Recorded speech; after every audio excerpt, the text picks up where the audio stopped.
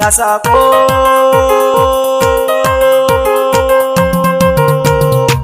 ga takara,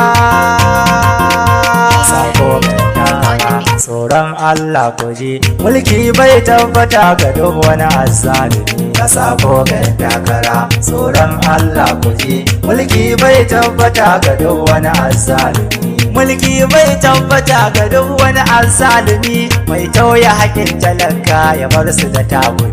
Allahu ka zama gatan talaka, ka kare duka sharrin da za ya zo ga duk wani shugaban da zai zalantar da mu. Ka sako ga takara, tsoron Allah ku ji, mulki bai tabbata ga duk wani azzalumi. Cinikin rayukan ɗiyan Adama ɗaya ake, ana ta kashe musu kuma a kullum kamfen suke. Arewa ba tsaro, a kullum hijira muke da yunwa, kuma manyan musan ba sa magana. Ka sako ga takara, tsoron Allah ku ji, mulki bai tabbata ga duk wani azzalumi. Duk wani ɗan takarar da bai kishin 'yan arewa, shi dai burin sayar kujerarsa ya yo ɗanewa.